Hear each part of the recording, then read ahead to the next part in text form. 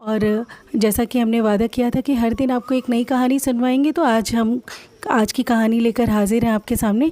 आज की हमारी कहानी है बांसुरी वाला। तो शुरू करते हैं आज की कहानी। एक गांव में हज़ारों चूहे रहते थे। गांव में ऐसी कोई जगह नहीं थी जहां चूहे न हों। घर में, दुकान में, गोदाम में, खेतों में, हर जगह चूहे ही चूहे नज़र आते थे। ये चूहे ढेरों अनाज खा जाते थे। घर का सामान, कपड़े, कागज़ पत्तर सब कुछ वे कुतर डालते थे। चूहों के कारण गांव के लोगों को काफ़ी नुकसान उठाना पड़ता था। वे किसी भी कीमत पर इन चूहों से छुटकारा पाना चाहते थे। एक दिन एक बांसुरी वाला उस गांव में आया। उसने देखा कि गांव के लोग चूहों से त्रस्त हैं। उसने गांव के लोगों से कहा, मैं गांव के सारे चूहों को ख़त्म कर दूंगा, पर इसके लिए तुम लोगों को मुझे 5,000 रुपये देने होंगे। गांव वालों ने बांसुरी वाले को 5,000 रुपये देना मंजूर कर लिया। बांसुरी वाला मधुर स्वर में अपनी बांसुरी बजाने लगा। बांसुरी की आवाज़ सुनकर सभी चूहे घरों, दुकानों, गोदामों तथा खेतों खलिहानों से निकलकर दौड़ते हुए रास्ते पर आ गए। वह बांसुरी बजाते बजाते नदी की ओर चल पड़ा। चूहे भी नाचते नाचते उसके पीछे पीछे चले गए। वह नदी के पानी में उतर गया। उसके पीछे पीछे चूहे भी नदी के पानी में उतर गए, कूद गए। इस तरह सारे चूहे पानी में डूबकर मर गए। इसके बाद बांसुरी वाला गांव में लौटा।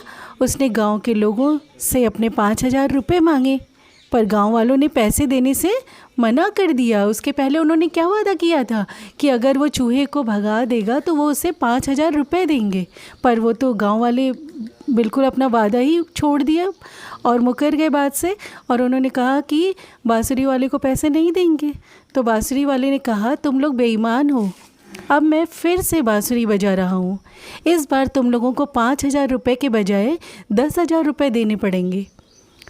उसने पहले से भी अधिक मधुर स्वर में बांसुरी बजानी शुरू की। बांसुरी की आवाज़ सुनकर गांव के सारे बच्चे रास्ते पर आ गए और मस्त होकर नाचने लगे। पहले तो इसके पहले बांसुरी बजा रहा था तो सब चूहे आए थे।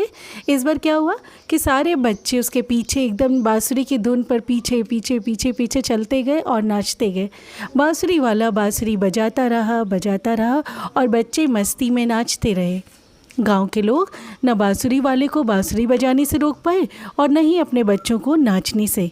गांव के लोगों को लगा कि चूहों की तरह उनके बच्चे भी नाचते, चूहे कूद गए थे नदी में, उसी तरह बच्चे भी नाचते नाचते कहीं प्राण ना निकल जाए। उन्हें अब बांसुरी वाले को पैसे ना देने का बड़ा पछतावा होने लगा। आखिरकार गांव वालों ने बांसुरी वाले से विनती की कि वह अपने 10,000 रुपये ले और बांसुरी बजाना बंद करे। बांसुरी वाले ने बांसुरी बजाना बंद कर दिया। बांसुरी की आवाज़ बंद होते ही बच्चों ने नाचना बंद कर दिया और वे अपने घर लौट आए। बांसुरी वाला पैसे लेकर गांव से चला गया। गांव के लोगों में खुशी की लहर दौड़ गई। इसलिए ठीक ही कहा गया है कि जैसे को तैसा। तो देखिए गांव वालों को सबक कैसे मिला जब उन्होंने उसके साथ बेईमानी की बांसुरी वाले के साथ और उसका पैसा नहीं दे रहे थे, और फिर उनको जब सबक मिला कि ऐसे ही करके वो उनके बच्चों को भी लेते जाएगा, तो तब जाकर उनको अपनी गलती का एहसास हुआ। तो इसलिए बांसुरी वाले ने उन लोगों के साथ वही व्यवहार किया जैसा उन लोगों ने किया था। कहानी आपको कैसी लगी हमें कमेंट्स के माध्यम से ज़रूर बताइएगा, और हमारे चैनल को लाइक, शेयर और सब्सक्राइब भी ज़रूर करिएगा। और तभी तो आपको हमारे चैनल पे हर दिन जो नई कहानियाँ सुनने को मिलती हैं वो सुनने को मिलेंगी, क्योंकि जब आप हमारे चैनल को सब्सक्राइब करेंगे तो नोटिफिकेशन आपको मिलेगी। तो मिलते हैं अगली कहानी के साथ।